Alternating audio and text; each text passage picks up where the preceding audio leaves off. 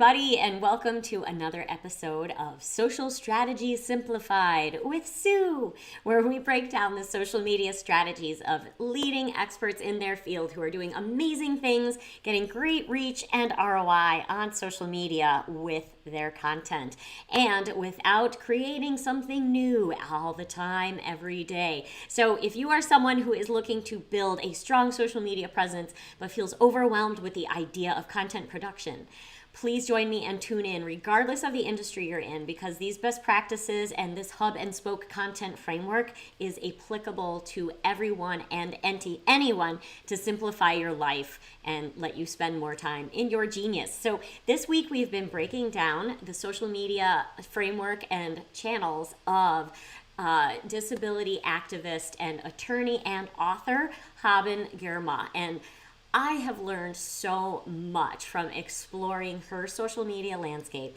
and seeing what she is doing, not just with respect to what I'm breaking down in these content strategies, but from the perspective of accessibility for people with disabilities. I've known just surface level about things that are important on your website with respect to ADA compliance and things that you can do on your images so that the devices used by people with disabilities give them more of a complete experience in consuming your content on social media. So with that, let's dive in. So I'm going to come back here, taking a step back as we do each day, just to give you the full picture of what she is doing, is go back to the website and please go to habengirma.com. Check out her story, her extraordinarily moving story. Take a look at her book, and I highly recommend purchasing her book. Now, the other thing that she does offer is she gives you all the locations you can find it with some options for your favorite independent bookstore, which is so important to support these days. So what we've noted is that, of course, in this scenario, we're talking hub and spoke content framework. Her hub clearly is her book. This is her great piece of work that she is now extending across social media, across different channels in different ways. So we took a look first on Instagram and took a look at her channel here. Branding, headline, one link taking you right back to her website, which really fully features her book. Same thing on Twitter. Her book is that feature, that hub piece of content.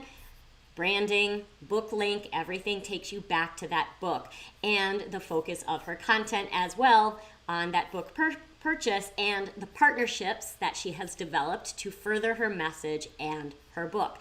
So again, really seeing how she's taking all of her intention on those social media channels and posts to drive that traction back to the purchase of her book.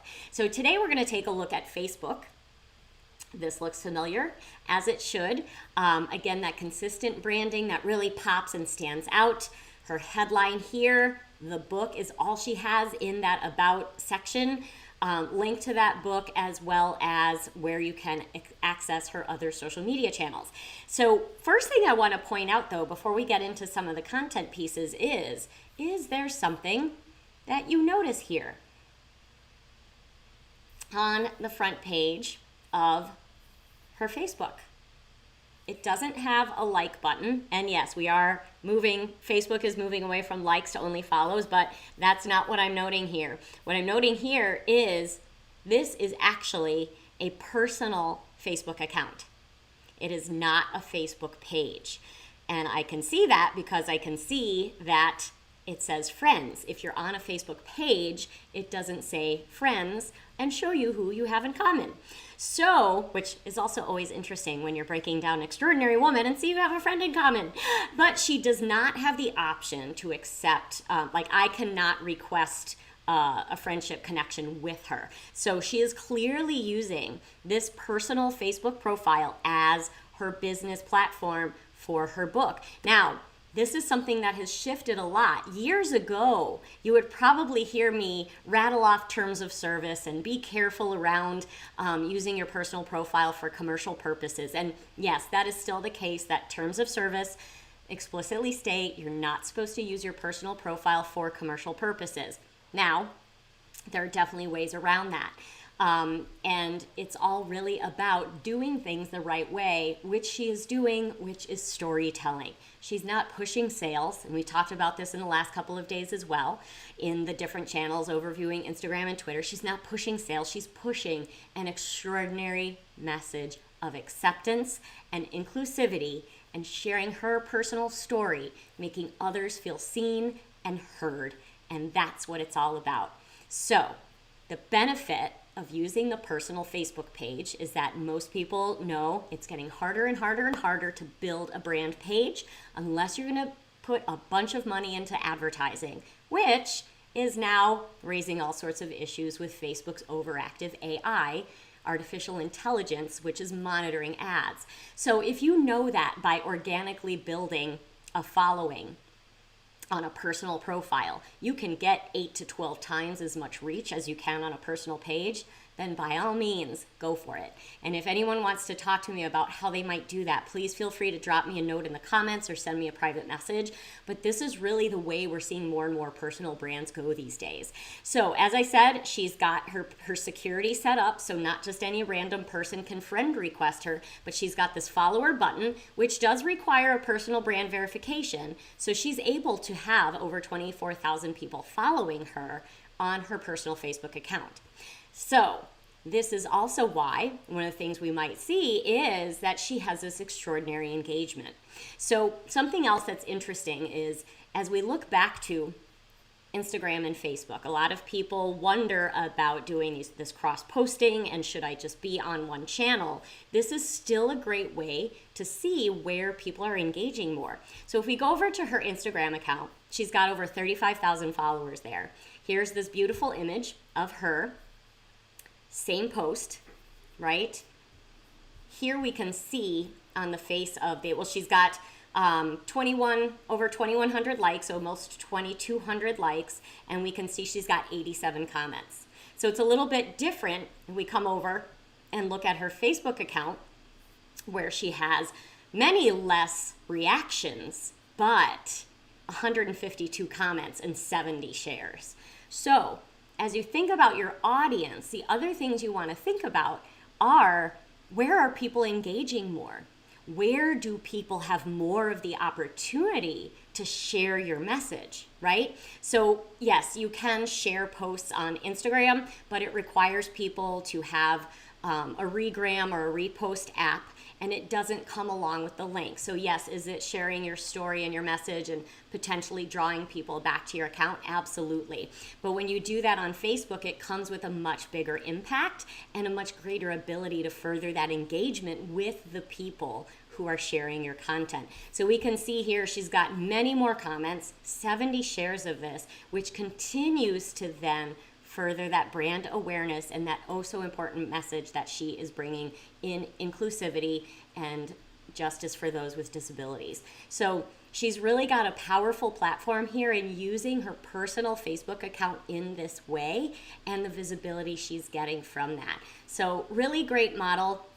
Again, she's sharing, cross-sharing, very similar, almost exactly the same content, which is fine. You just do a bit of tweaking to make sure that on each platform, it addresses some of the differences that the best practices require and that the audience may require. So for example, here, she's reduced the hashtags, reduced a bit of the language, but it does still have, as I've been noting in the prior days, this description, which allows the accessibility tools to tell a visually impaired person exactly what's happening in the photo so that they too can have more of the experience of the full consumption of the content that's presented to them on the social media channel. So if you weren't with me yesterday, I really encourage you to go back to yesterday's video because on her Twitter account, there is a video that I played for a little bit in yesterday's episode that actually demonstrates exactly how this works when you put this in the content as well as in the alt tags in your photos on social media. So first of all, I love what Haben stands for and the message she's putting out there in the world. Please follow her, get her book, follow her on Instagram, Twitter, Facebook, whatever is your channel of preference. But she's doing amazing things in the world of inclusivity and accessibility. She has a great demonstration of this hub and spoke content framework to demonstrate how you as an author or someone with a larger piece of hub content can distribute that across different social media channels to make a different and bigger impact wherever you go. And she's also teaching us so much in how we can differently share our content to make sure that those of us who don't have the same types of disabilities visually, audibly, and otherwise can still make sure that we are including anyone who has access to these tools to also participate in our content. So I encourage you to do things a little bit differently. Try using those alt tags, explore what others in this space are doing, and it's just going to be another way to level up your social media and the community that you build along the way. So join me tomorrow as we wrap up this week focusing on Haben Girma, the deaf and blind woman who conquered Harvard Law School. So take a look at her, follow her, share her message, and I look forward to seeing you tomorrow. If you want to see all past episodes in a simple place where everything is categorized, come join me at socialmediavault.com. Just sign up, drop your email in there, and you'll have access to all episodes as well as some other content not accessible to the public on YouTube. So if you have any questions, please let me know. If you know any other amazing people like Haben who are doing great things on social media and you'd like to see them broken down, drop me a note in the comments and maybe it's you. I'll see you tomorrow. Hi, Kim.